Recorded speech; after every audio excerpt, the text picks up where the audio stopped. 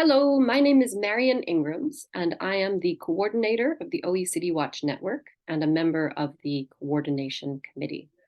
Today, I'm going to talk about the OECD Guidelines and the national contact points.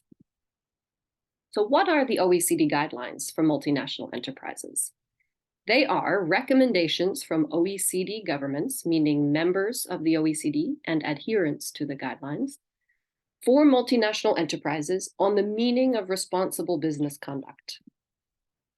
The OECD guidelines are a legal instrument from the OECD adopted in 1976, but over the years they have been updated to bring them into line with current practice around responsible business conduct. For example, in 2000, they were updated to include a grievance mechanism of national contact points, which we'll talk about later in the slides.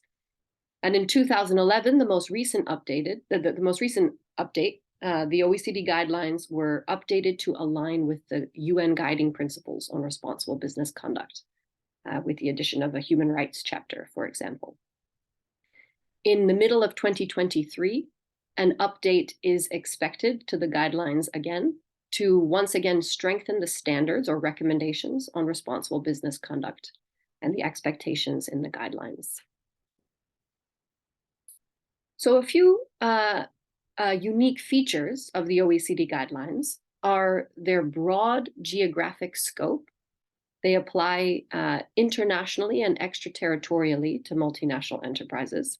They can cover multinational enterprises operating anywhere in the world, either by impacting enterprises that are headquartered in OECD member states or states adhering to the guidelines, or operating or covering enterprises from anywhere in the world that are operating in one of those states. They also have very broad issue and company coverage. They apply to a lot of responsible business conduct issues, ranging from taxation to human rights to environment. They cover every business sector, from construction to finance to consulting. And they also apply to businesses as well as their supply chains. Another unique feature of the OECD guidelines, as briefly mentioned, is that they come with a grievance mechanism for resolving disputes regarding corporate misconduct. The grievance mechanism, which is the national contact point, is responsible for hearing allegations that a multinational enterprise has not met the standards or the recommendations in the guidelines. And they are a hybrid instrument in terms of their applicability. They are binding on OECD member and adherent states. They are, as states, required to implement the guidelines through establishing a national contact point. But they are voluntary for multinational enterprises or companies. They are just recommendations, not requirements. So what exactly is a national contact point? A national contact point is a government-backed office that every government adhering to the guidelines must establish. And national contact points have two primary functions. The first is to promote the guidelines to multinational enterprises, but other stakeholders as well, including civil society, and also to handle those claims that against companies alleged not to have met the guidelines standards. These complaints are non-judicial. They're usually handled through mediation or some other form of alternative dispute resolution. And they try to help the parties reach a mutually agreeable outcome to address both the past harms alleged in relation to the complaint and improve the company's practice on responsible business conduct moving forward. So to dive a little more into the complaint handling function of national contact points, complaints can be filed by any type of entity, even another business, against a multinational enterprise to allege that it has not met the recommendations in the standards, those recommendations on human rights or environment or employment. The complaint process has several stages. First is the stage of filing the complaint. That can take as long as it takes the filer, let's imagine a civil society organization, to prepare the complaint and file it. Then comes the initial assessment process, when the national contact point has officially, in theory, 3 months to determine if the complaint is eligible to be accepted under the guidelines.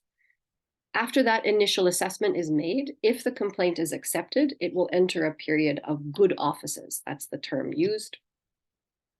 Generally, that's the period of mediation or other dispute resolution process that the national contact point will use to try to help the parties resolve the issues that are alleged in the complaint. That process, in theory, officially is supposed to take 6 months for that phase. The good offices phase takes 6 months. And then finally comes the final statement and follow-up.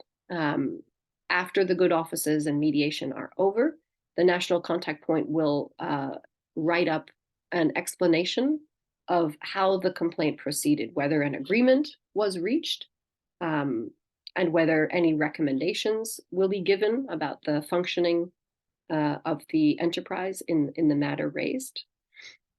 And some NCPs also engage in follow-up on the outcome of the complaint. And basically that means they will do follow-up monitoring for 6 months or a year or longer after the complaint is concluded, to see if the enterprise does implement any agreements reached, both parties implement agreements reached, and if the enterprise takes on board any recommendations that the national contact point has given.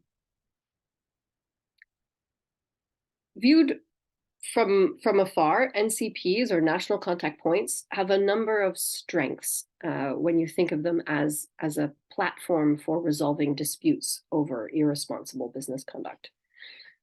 First, compared to litigation as an option, national contact points are typically a lot cheaper to be involved in a complaint with. The complaint process is generally faster than a litigation process. The process is less adversarial because, again, the mediation is aimed towards reaching mutual agreement and improving, if possible, the communication between the parties moving forward. And national contact points and the guidelines also allow for more flexible options for remedy. Basically, an agreement can include a commitment by the enterprise to, for example, acknowledge that harm has occurred. The national contact point can also acknowledge that harm has occurred. The agreement can involve an apology by the enterprise and also involve, for example, improved internal policies or practices moving forward, as well as more standard ideas of remediation, such as compensation. So there's a little bit more flexibility in what remedy can look like. Another strength of the national contact points is that they can be a good platform for discussion. So during mediation, the complainant has the opportunity to speak directly with the company concerned. They may not have that opportunity for direct engagement without the support of the national contact point, giving good offices. And also they are a platform for establishing potentially longer-term engagement between complainants and stakeholders and companies by starting that dialogue in the good offices phase. All that being said, national contact points do have a number of limitations as well.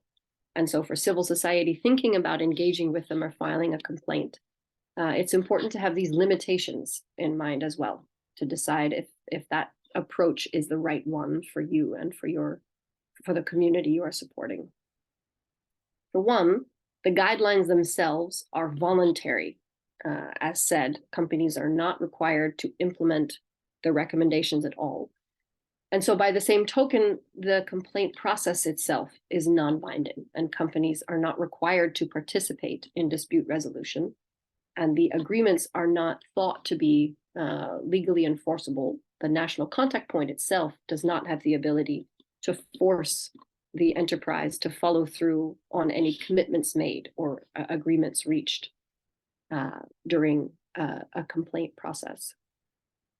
Within the national contact point system at the moment, a second limitation is that there is currently a high complaint rejection rate. A lot of national contact points reject complaints at the initial assessment stage, closing the door to good offices, as OECD Watch would argue, often for incorrect reasons under the guidelines. Valid complaints are not accepted for other reasons. A third limitation with the national contact points is that in practice, very few agreements are reached. So we've talked about complaints reaching agreements between the parties. That does absolutely happen every year.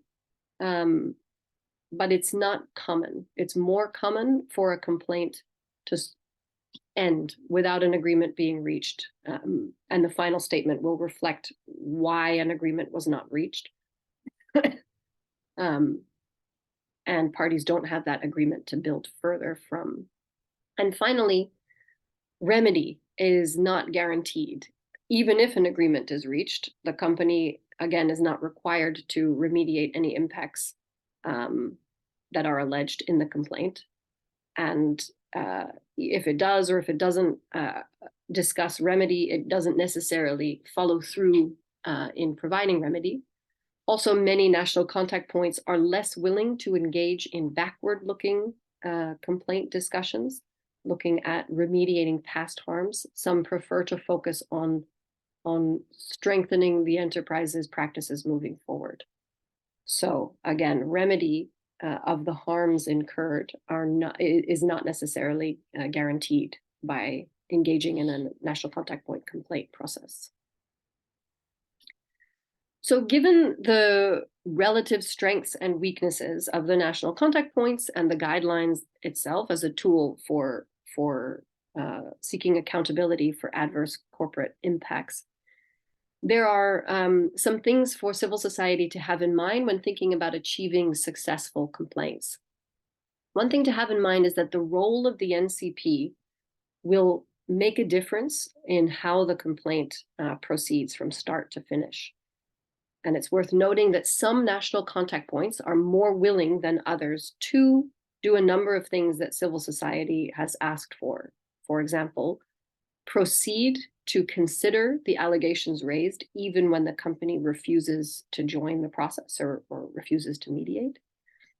Some NCPs will make a determination of non-compliance with the guidelines, particularly where no agreement is reached. That means that, especially where no agreement is reached, the national contact point will itself do an assessment of whether it thinks the enterprise did or did not follow the recommendations in the guidelines. This is something only a few national contact points will do. Another is only some national contact points are willing to seek consequences from another government authority for an enterprise that has not engaged in good faith in the complaint process. And finally, as mentioned, only some national contact points will engage in follow-up to assess whether, in fact, an enterprise is implementing the agreement reached or the recommendations given by the national contact point.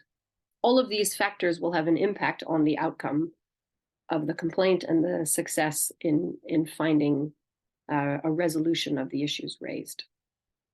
So OECD Watch often recommends that complainants ensure that their complaint is embedded in a broader strategy of the civil society entity, so that they are not relying only on this complaint to reach a successful outcome, for there to be something successful for the community involved.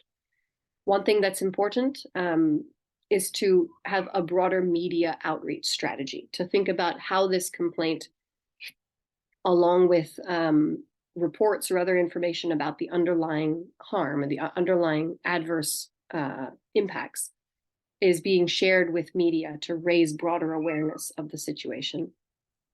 And then it can be useful to file a complaint to a national contact point in parallel with a few other types of activity. One is complaints. It can be useful, provided that it's done in the right way, to have a complaint also with other venues or multiple venues, complaints against multiple companies at the same time to highlight multiple actors involved with harm, complaints by multiple complainant groups, for example, against the same company, highlighting a repeated trend or practice by the company. These are just a few examples. It can also be helpful to file a complaint and engage in parallel in government or business advocacy.